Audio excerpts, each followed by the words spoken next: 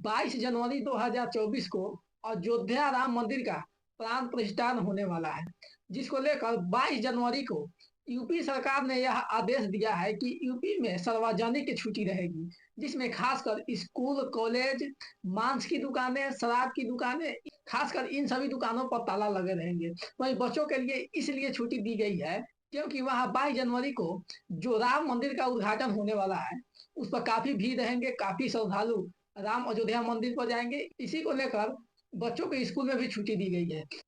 श्री राम जन्मभूमि तीर्थ क्षेत्र ट्रस्ट के सदस्यों के मुताबिक अयोध्या प्राण प्रतिष्ठान का समारोह होने वाला है और इस प्रतिष्ठान में 11,000 मेहमानों को आमंत्रित किया गया है, जिसमें अयोध्या मंदिर की ट्रस्ट की ओर से आमंत्रण में जो भी मेहमान जाएंगे उनको भारत के प्रधानमंत्री नरेंद्र मोदी की ओर से कुछ भेंट दिए जाएंगे।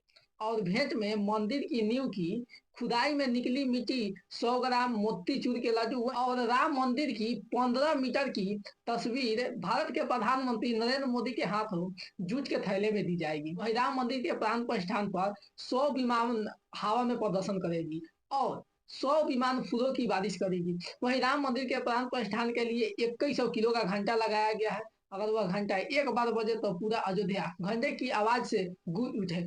और राम मंदिर के प्राण प्रतिष्ठान पर 108 फीट की अगरबत्ती बनाई गई है। यह अगरबत्ती गुजरात के बड़ौदा शहर में बनाई गई थी, जिसकी लागत 5 लाख रुपए है और यह अगरबत्ती 108 फीट है। और 108 फीट अगरबत्ती कम से कम प्राण प्रतिष्ठान के 1.5 महीने बाद तक यह अगरबत्ती जलती रहेगी।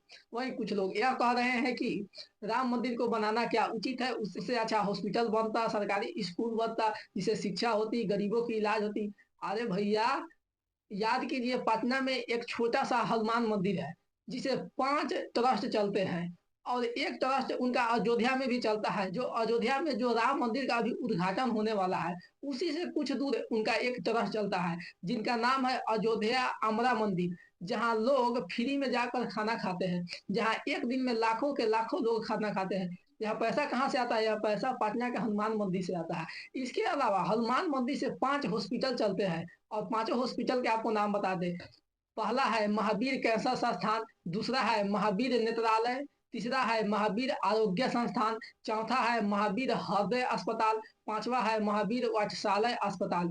यह 5 अस्पताल सिर्फ पटना के हनुमान मंदिर के तरफ से चलता है। यानी इन अस्पतालों में मरीज से बहुत कम पैसे ली जाती है और इलाज की सुविधा इतनी बेहतर है कि कोई कह ही नहीं सकता कि यह ट्रस्ट के द्वारा चलाया जाता है। और कुछ लोग कह रहे हैं कि राम मंदिर से कोई फायदा नहीं है। अरे फायदा है भैया, बिना फायदा के कोई काम नहीं होता।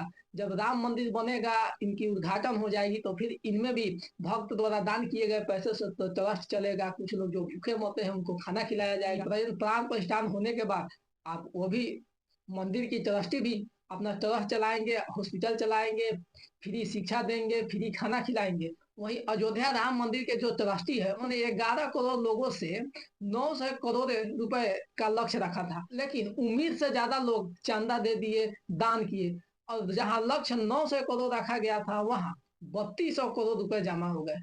आप सोच सकते हैं कि भगवान राम लला के जन्मभूमि पर कितने लोग हृदय और दिल से दान किए। यही सच्ची भक्ति कहा जाता है। और जो 3200 करोड़ रुपए दान में मिले थे, वह 3200 करोड़ रुपए को ट्रस्ट ने बैंक में एफडी करवाई और एफडी के ब्याज के पैसों से अब तक का राम मंदिर का काम हुआ है। बाकी जो 3200 करोड़ रुपए बैंक में पड़े थे, अभी पड़े ही है, सिर्फ ब्याज के पैसों से अभी तक काम चल रहा है। वही राम मंदिर 70 एकड़ में बना हुआ है। वही 70 एकड़ में राम मंदिर का कम से कम 70% हरियाली से सजाया जाएगा, क्योंकि जहाँ हरियाली है वहाँ सुंदरता है, जहाँ प्रकृति है वहाँ भगवान की वास है। इसीलिए कहा जाता है कि हरियाली जीवन का महत्वपूर्ण अंग है। और राम मंदिर को बनाने में देश की सबसे बड़ी कंस्ट्रक्शन कंपनी लार्सन एंड टूर्बो कंपनी बना रही है। और अयोध्या राम मंदिर की ट्रस्टी श्री राम जन्मभूमि तीर्थ क्षेत्र ट्रस्टी के नाम से प्रसिद्ध है। इसमें 10 परमानेंट मेंबर है, जो कंटिन्यू 10 लोग काम कर रहे हैं, वो पढ़े लिखे लोग हैं। इन्हीं की वजह से राम मंदिर का जो काम अब तक है सफल हुआ है। वहीं 11,000 लोगों का आमंत्रण दिया गया है और 11,000 लोगों को आमंत्रण देने के बाद प्राण प्रतिष्ठान पर उनकी वापसी पर उनको भेंट दी जाएगी। यानी मंदिर की नींव रखी गई है, उसमें 100 ग्राम मिट्टी, मोतीचूर की लड्डू और राम जन्मभूमि की तस्वीर, 15 मीटर की तस्वीर एक जूट के थैले में प्रधानमंत्री द्वारा भेंट की जाएगी। और जूट के थैले में क्यों दी गई है? इसलिए दी गई है कि हमारी संस्कृति सभ्यता की है क्योंकि जूट के थैले हम पहले खुद बनाते थे, मेड इन इंडिया, स्वदेशी थैला है, इसलिए नरेंद्र मोदी स्वदेशी अपनाओ कहते हैं, इसलिए उन्हें जूट के थैले में यह भेंट दी जाएगी। लेकिन आप सभी हिंदू भाइयों को ढेर सारी शुभकामनाएं। 22 जनवरी को राम मंदिर का प्राण प्रतिष्ठान है, जिसमें भगवान श्री राम पधारेंगे। आप सभी को जय श्री राम।